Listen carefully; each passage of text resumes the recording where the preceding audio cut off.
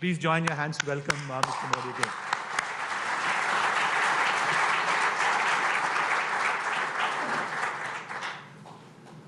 Your Excellency, Dr. Angela Merkel, it is a great pleasure for me to join you in Bangalore.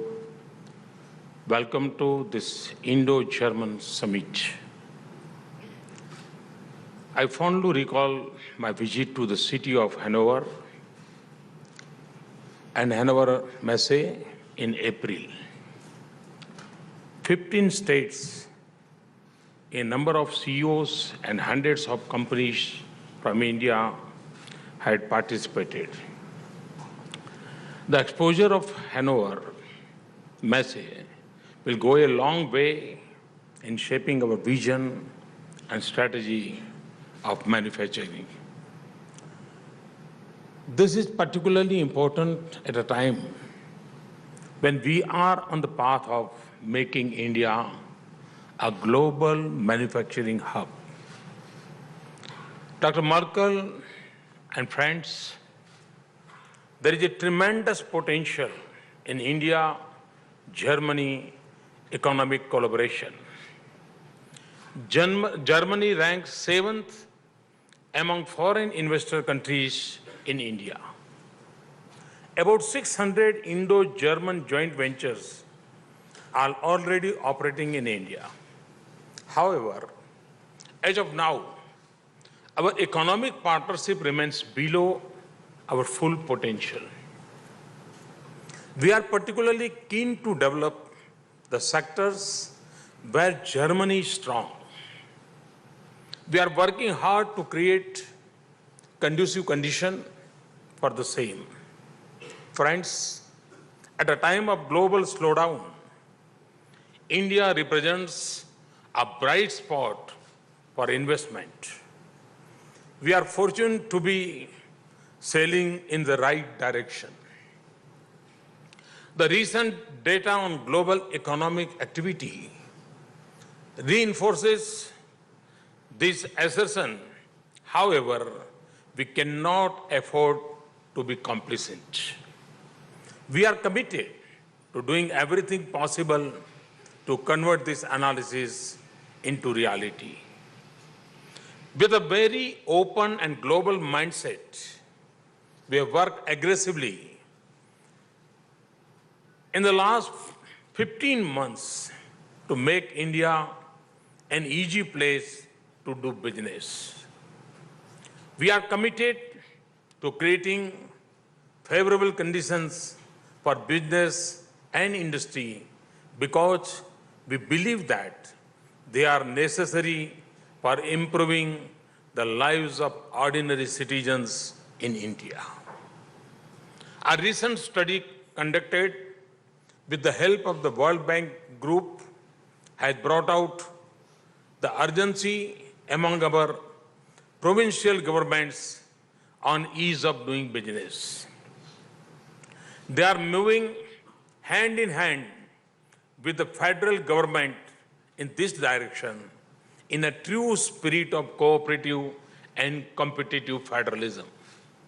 In fact, the provincial governments have now entered into a healthy competition among themselves to ensure that a transparent, predictable, and user-friendly regulatory mechanism is quickly put in place.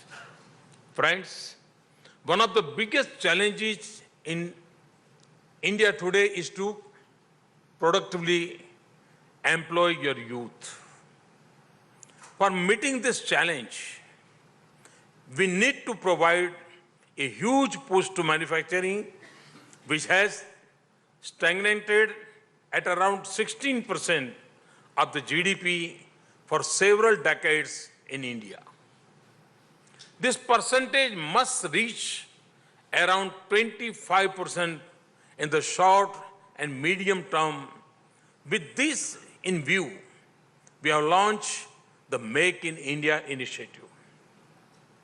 To make it a success, apart from vigorous implementation of measures for ease of doing business, we have fast-track approvals and clearances for industry and infrastructure.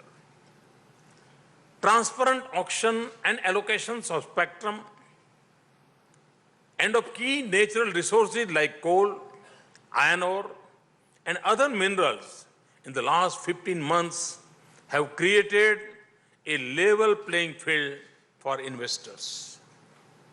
We are aware that our domestic financial resources are not sufficient to meet our needs.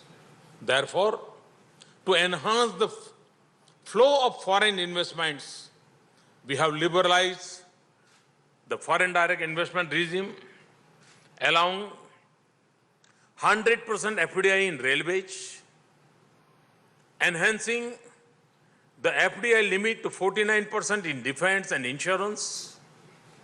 We have also refined our FDI policy for construction and medical devices. We have rationalized a number of other FDI-related policies issues, including bringing in the concept of composite sector caps for the FPIs and other investors. We are keen to build futuristic physical and social infrastructure. Through self-imposed discipline in the management of our financial resources, we have been able to allocate more resources for infrastructure sectors. In addition, we are setting up an India Investment and Infrastructure Fund. We have targeted an annual flow of rupees 20,000 crores, which is approximately 2.7 billion euros into this fund from our own resources. We are putting in place a professional team for asset management. We have also come up with the mechanism of tax-free infrastructure bond for projects in rail, road, and irrigation sectors. There were a number of regulatory and taxation issues which were adversely impacting on the sentiments of foreign investors. We have taken very decisive steps to remove a number of long-pending concerns of investors. To give you some examples, we have expedited regulatory clearances, including security and environmental clearances. Across the board, we have increased the validity period of industrial licenses. We have de-licensed a number of defense items and liberalized a number of restrictions like end-use certificate. We have increased the validity period of defense industrial licenses up to 18 years from 3 years. We have clearly articulated that we will not resort to retrospective taxation and reinforce this position by not going for imposition of minimum alternate tax on FPIs. We have notified the regulations for the alternative investment funds allowing foreign investments in such funds. We have rationalized the capital gain tax regime for real estate investment trusts. We have modified the permanent establishment norms. We have also decided to defer the implementation of the general anti-avoidance rules for 2 years. We have introduced the GST bill in Parliament. We are hopeful to roll it out in 2016. We are working on a new bankruptcy code. The Company Law Tribunal is soon going to be formed. We want to make sure that our tax regime is transparent and predictable. We are also keen to see that genuine investors and honest taxpayers get quick and fair decisions on tax matters. As a result, our initiatives, the sentiments for private investment and inflow of foreign investment have turned positive. The growth rate of our GDP is above 7%. FDI inflows have gone up by 40% compared with previous year's corresponding period. Many international financial institutions, including the World Bank, IMF, OEC, and others, are predicting even faster growth in the coming years. Moody's has upgraded the rating of India as positive. India has improved its ranking of investment attractiveness against 15 so far. Now we are at 9th place. India has also jumped 16 places on the World Economic Forum's Global Competitive Index after 5 years of decline in the list. Similarly, in a ranking of the top global destinations for greenfield investment, in the first half of 2015, India is at number 1. Foreign Policy magazine of USA has ranked India as number 1 FDI destination. Thus, just in 15 months, we have successfully restored the credibility of India in the eyes of global players.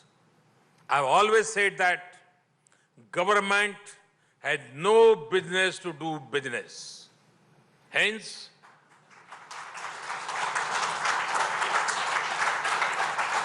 through PPP or otherwise, we are encouraging private investments in areas where earlier only government used to invest.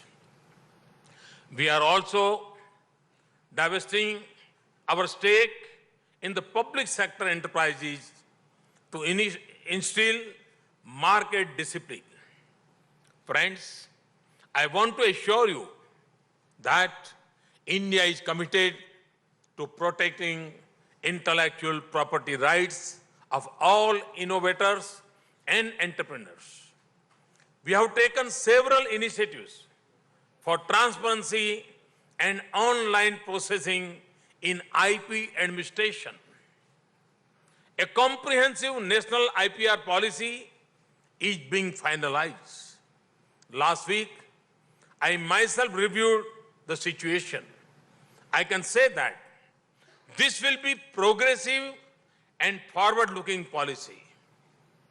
Friends, we want your active involvement in translating our dreams into reality. Our commitment and aggressiveness to achieve the goal in a faster and effective manner offers immense opportunities to German companies.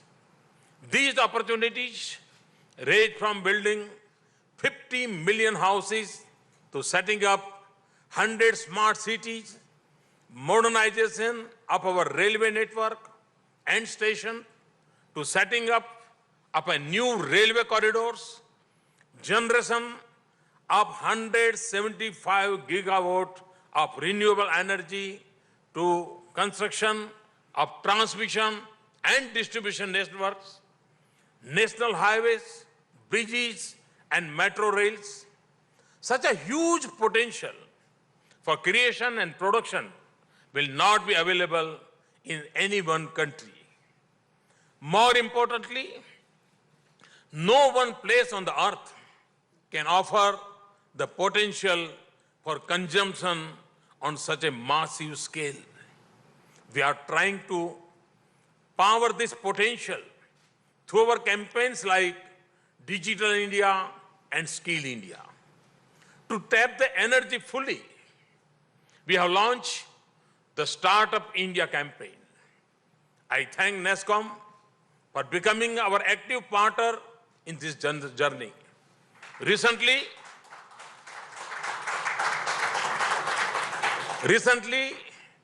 we tried to ignite this energy through an interface of our youth with ecosystem of Silicon Valley. India, in fact, is on the threshold of a big IT revolution. We are at the tipping point where technology is going to be leveraged to meet the aspirations of our 1.25 billion citizens. These initiatives provide additional avenues for investment in modern technology and human resources. Friends, ours is a country of the young, and it is going to remain so for many more years. There is a huge domestic market in India. Unlike a decade ago, talented young minds in India are no longer looking merely for high-paying jobs. Instead, they have now begun taking risks and preferring to become entrepreneurs. We have witnessed exponential growth in the number of startups in the recent past. Some of these have begun to challenge established global players. To conclude, I can assure you that we will open to welcome your ideas, innovations, and enterprises. I had said in Hanover, and I am saying it again, that we are also open to carry out necessary corrections in our policies and procedures. I can say that never before India was so well prepared to absorb talent, technology, and investment from outside. To our understanding, the necessary condition to propel the Indian economy to a high growth trajectory do exist today. I am eagerly looking forward to working with you. While in Bangalore, I must add that it is the software of India that will move the hardware across the world. It is the talent of India that will master the technology.